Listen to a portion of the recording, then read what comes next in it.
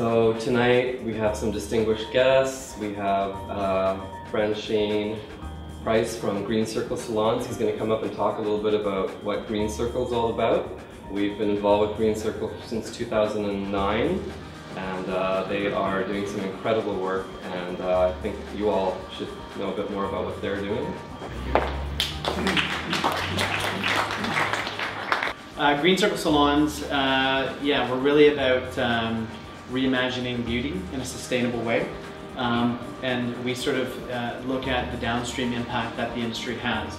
So the hair, the foils, the color tube, the plastic, the paper, all of that gets diverted out of landfill and into recycling or repurposing solutions that we can find. And sort of with the hair, we look towards opportunities to use it for oil adsorption or these types of initiatives.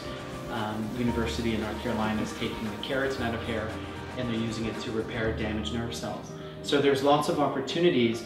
We just have to begin to reimagine and reinvent and recreate and redesign, and that's what the future is about. It's all about that. Otherwise we wouldn't really have a future. So that's kind of really what Green Circle Salons is about. We're about to launch an initiative in the new year.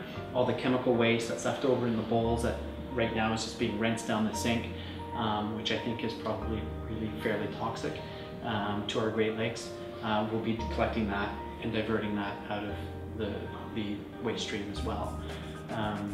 So yeah, I mean, we're a company that's driven by the ideas around sustainability, affordability, achievability, and I think with 100 salons on board, we've proven that there's an audience that's interested, and we'd like to expand this out across Ontario and Canada.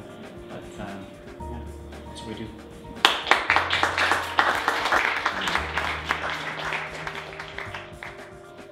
So Rick Smith, I've been following for years and years, the days of Environmental Defense Fund.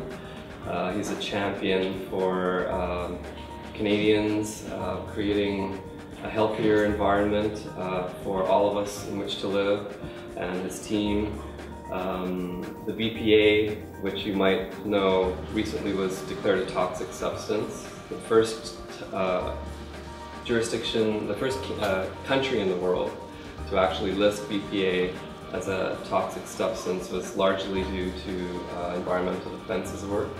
So the Just Beautiful campaign, which I'm so proud to be involved in, I think is going to be a wake-up call for the cosmetic sector, and I think it will ultimately create a better environment and a healthy environment for all Canadians.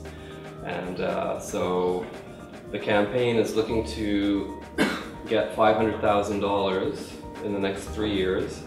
And the money largely will go to the testing, because we actually test ingredients ourselves, and so it's the testing, the marketing, and the advertising campaigns that basically we're raising the money for. And so since it's Christmas, I'm going to be like Santa, and I want to give you guys a check. And so $5,000 for the fund, right? Wow.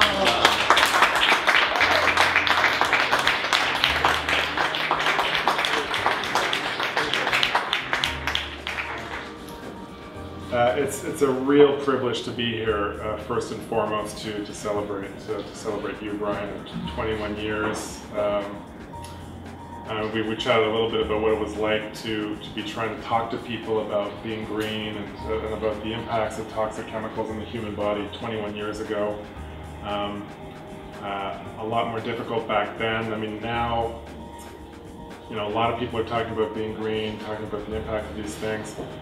I mean, put another way, I don't think we'd be here with green issues as mainstream as they are, as prominently discussed as they are, were it not for leaders like you who've been slugging it out for the past couple of decades, trying to get across this point, trying to convince people of what's important, and trying to work with people to get these new ideas across on a daily basis.